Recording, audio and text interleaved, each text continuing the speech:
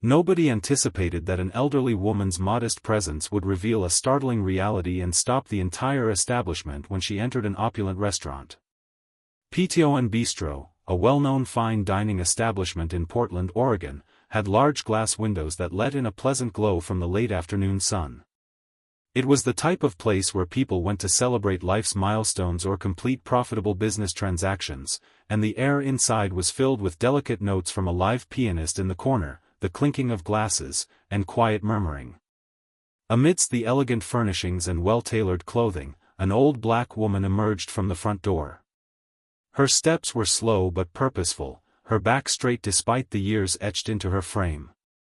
She was dressed in a navy blue coat with delicate embroidery along the cuffs, her small black handbag tucked securely under her arm. Her expression was calm, yet there was a quiet authority about her that turned a few heads. The hostess greeted her with a smile that felt a touch forced, something almost imperceptible, but present nonetheless. "Do you have a reservation, ma'am?" she asked, glancing briefly over her shoulder as if to ensure she wasn't holding up the line. "Yes, under the name Mrs. Holloway," the woman replied, her voice steady and polite. The hostess scanned the list, nodded, and led her to a table tucked away in a corner near the kitchen. Not the best seat in the house, but Mrs. Holloway didn't complain.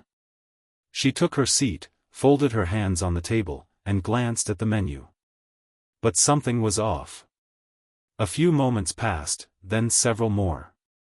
The waiter assigned to her section, a tall man in his late 20s named Todd, walked past her table multiple times, barely sparing her a glance. When he finally approached, his smile was thin and his tone carried an edge. "Sorry for the wait," he said briskly. "We're really busy right now. I'll be back in a bit to take your order." Mrs. Holloway nodded gracefully and thanked him, though the nearby tables filled with younger, more casually dressed diners seemed to be receiving immediate and attentive service. She noticed the side glances. A woman 2 tables over whispered something to her partner, both of them sneaking looks in her direction. Another diner furrowed their brow, as if trying to piece together why she seemed so out of place. Minutes turned into what felt like an eternity. Todd returned, but his demeanor was no warmer. "I'm sorry, but we're a little understaffed today. Might be a while before I can get to you."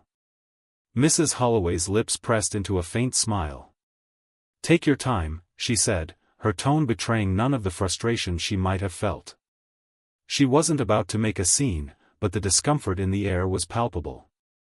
But just as she settled back into her chair, seemingly unbothered, someone from across the room noticed everything, and their expression darkened. From her corner seat, Mrs. Holloway observed the room with a quiet composure.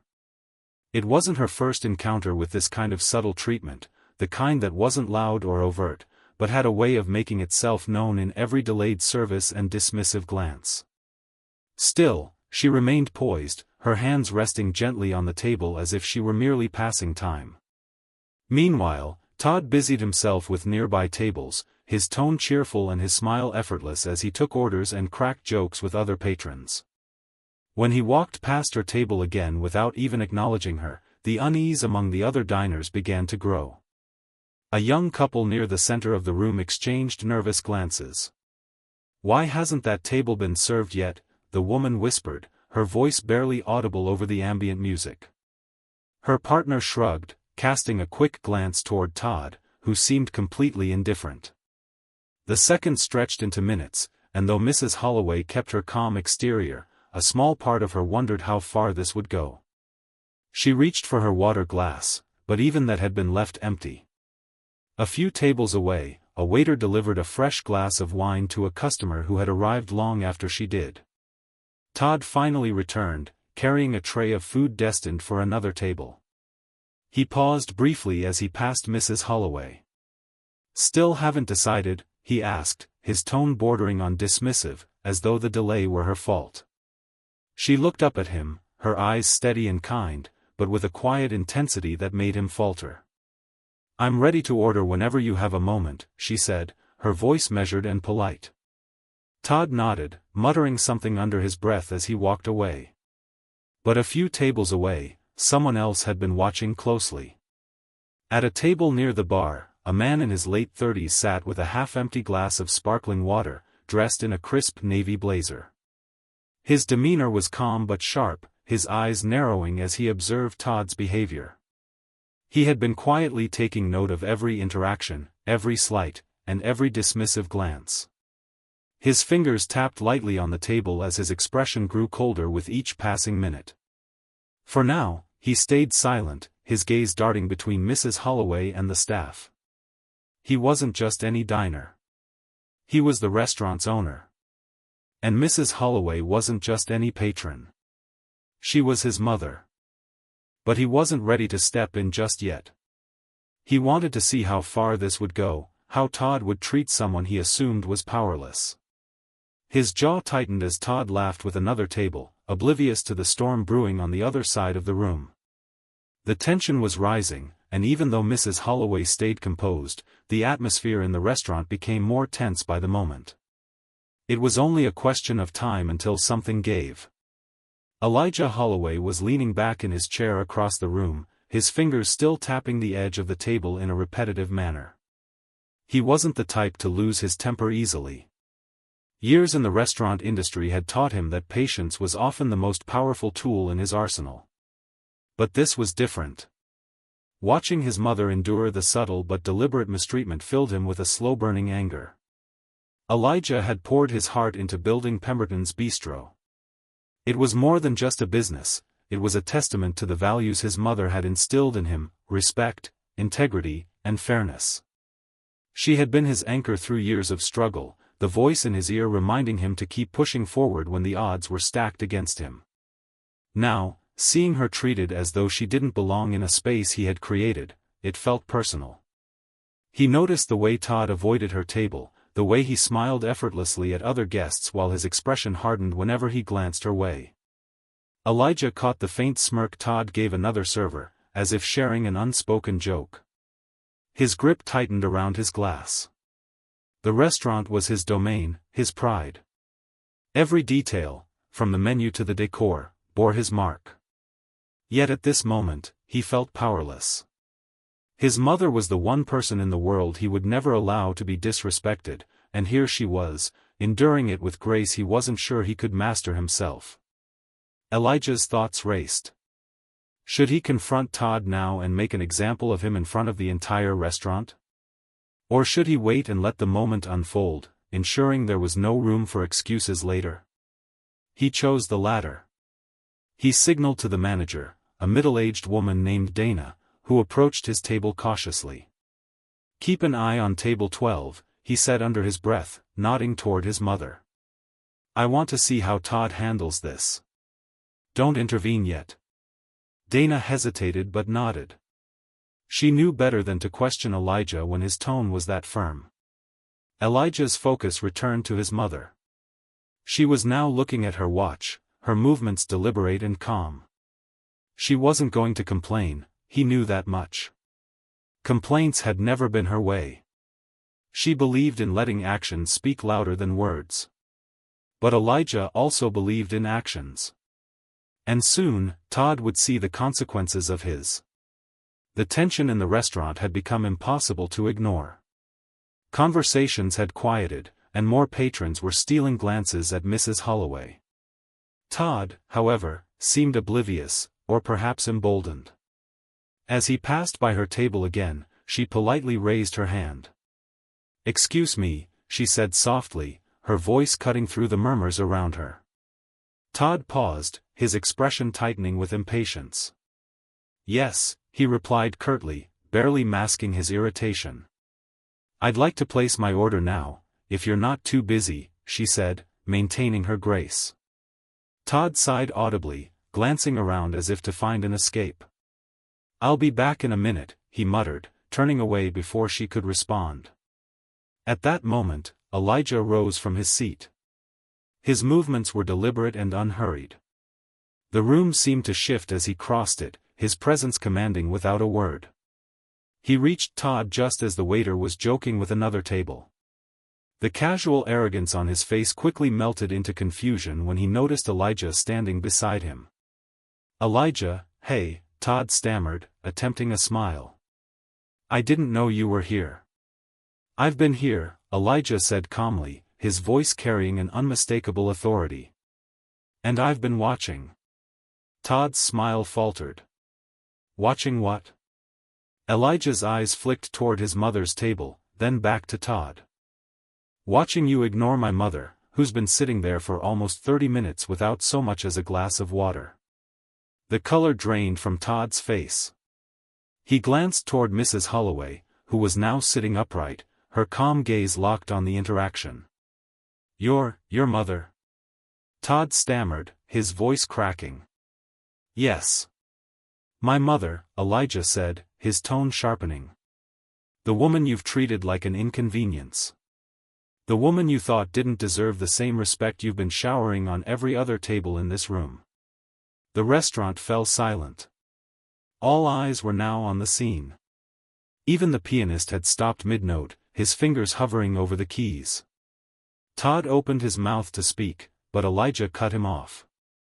Save it, he said, his voice cold. There's no excuse for what you've done, and everyone here has seen it. Elijah turned to the manager, who had been hovering near the bar, unsure whether to intervene. Dana, he said, his voice steady, take over table 12 and make sure my mother has everything she needs immediately. Dana nodded quickly and rushed toward Mrs. Holloway's table, offering her a flurry of apologies as she filled her water glass and handed her a menu. Elijah turned back to Todd, his expression unreadable. We'll discuss your future here later. For now, you're done for the day. Go home. Todd stood frozen for a moment, his face a mix of humiliation and regret. Then, without a word, he untied his apron and walked out of the restaurant, the heavy door swinging shut behind him. The silence lingered for a beat longer before Elijah approached his mother's table.